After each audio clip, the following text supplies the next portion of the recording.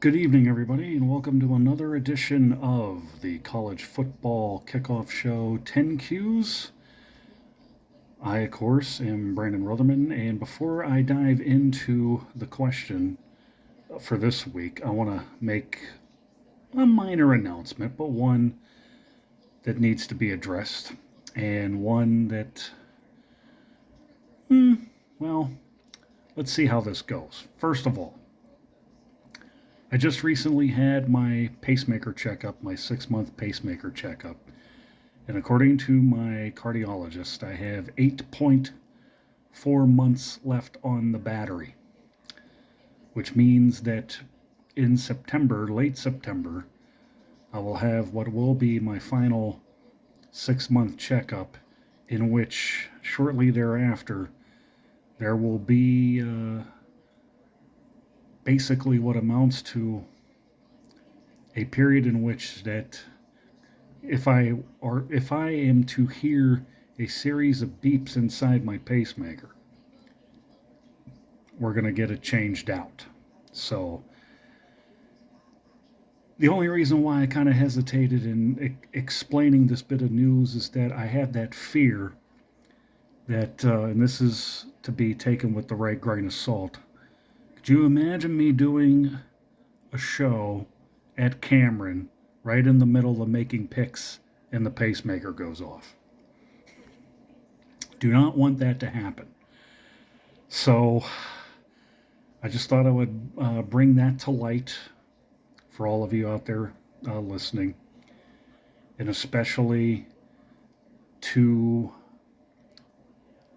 the wonderful people at W&J, namely our athletic director Scott McGinnis, Coach Mike Sirianni, and the entire coaching staff, and the players, of course, who I love dearly, very, very much. So it's always great to support you all. And I know you guys will be thinking of me in my time where, if by some strange oddity I get taken off the field, you all know why. So there you go. Now, on to our question for this week. This was given to me from a very good friend of mine who I got to know during W&J's season a year ago, who has a wife that I've known for well over 3 decades. And it's only been this past season that we finally got to know each other, and now we're all very, very close. And of course, it helps when their son is a member of the football team. He's on the offensive line, part of the group that I like to refer to as Brando's Commandos. They do the dirty work and they get the job done, game in and game out. So, John, the father and devoted husband from nearby Cranberry, submitted this question, which I think is a very good one. And I'm giving myself only a few minutes to answer this, because if I go longer than 10 minutes, I am never going to forgive myself. The question is, will Michigan and Alabama continue to succeed, with Jim Harbaugh and Nick Saban gone? Now, there's two ways to answer this. And the first one's very easy. It's, short term.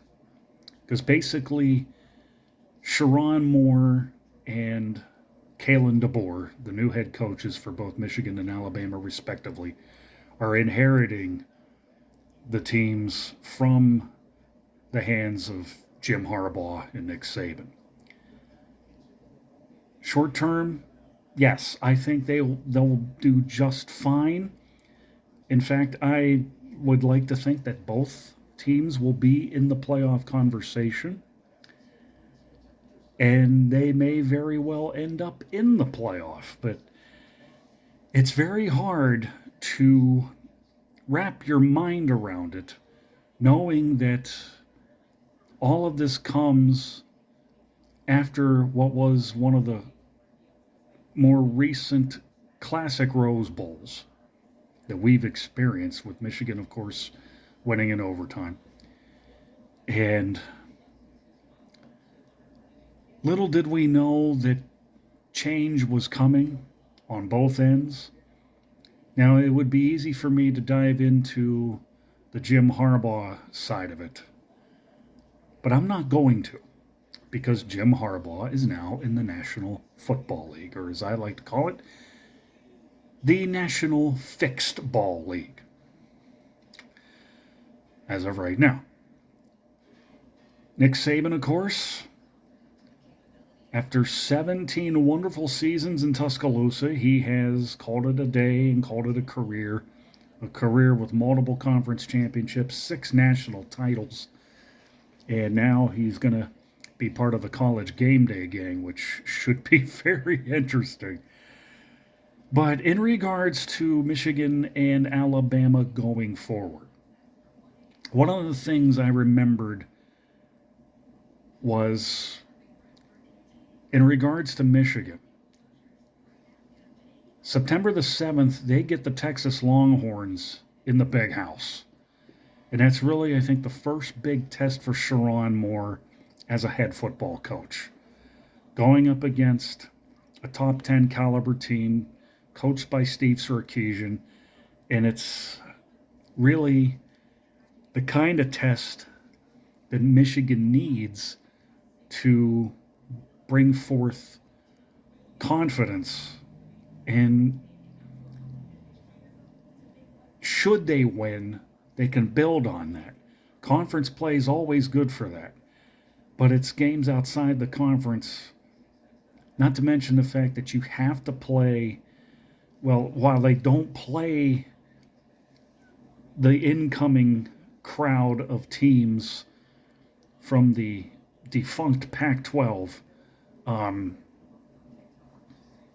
I do believe, and I don't have the schedule in front of me, but there's going to be a couple of instances. Texas is being one, and I suppose you could pencil in Ohio State just as you would, and basically every year.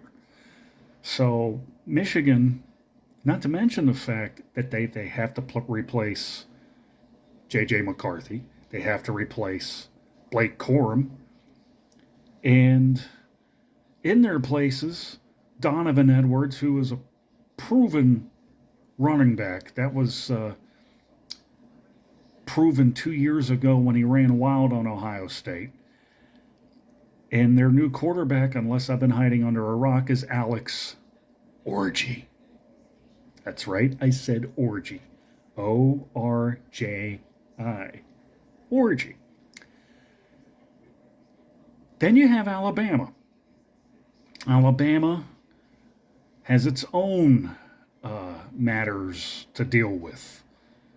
Conference play is always tough. It is to my understanding that during the course of spring practices, Jalen Milroe has taken all the snaps, according to Kalen DeBoer. But DeBoer has got my watchful eye here. Being an Alabama fan, I am curious, intrigued, and just, I'm one of those people that could easily get excited like any hardcore fan would, but you want to see what the finished product looks like. And with Kalen DeBoer, he's under the microscope for sure. It's not going to change overnight, and every knowledgeable and intelligent fan should know that. It's going to grow with patience and time. And I imagine that with the right touch, Kalen DeBoer will make sure that if there's some hearts skipping a few beats early on, they won't by season's end. I like to think that both Michigan and Alabama will have the short-term success for this year, given the teams that both Sherrone Moore and Kalen DeBoer have inherited for their respective teams. But the long term will be the tricky part, really the true test for both coaches, considering the transfer portal, incoming freshmen, and the like. There probably will be some changes in the coaching staffs, too. I mean, you have to take all of those factors into consideration. Now, who will be the most successful? You know what? That's a very tough question to answer because you have to figure, both teams are playing in hands down the two most competitive conferences in college football. So you have to respect that. I mean, it's a hard one to answer.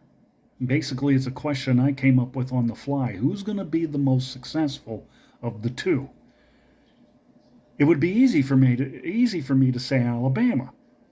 I'm a little bit biased towards the Tide. Everybody knows that. But it probably might be Alabama, and I say that more or less because there's experience at the quarterback position with Jalen Milroe, but there's, at the same time, I mean, I look at Michigan, all I can think of is Donovan Edwards. And I haven't even begun to look into the defenses as yet. So, John, I hope that answers all the questions within the question in regards to Alabama and Michigan. And that was a very good one, I might add. Speaking of which, there's another question that he's submitted that's just as intriguing as this one, and it involves the Ohio State Buckeyes. So, that'll be on the docket for next week. Until then, yours truly, Brandon Rutherman, for the College Football Kickoff 10Qs, bidding you a 10Q.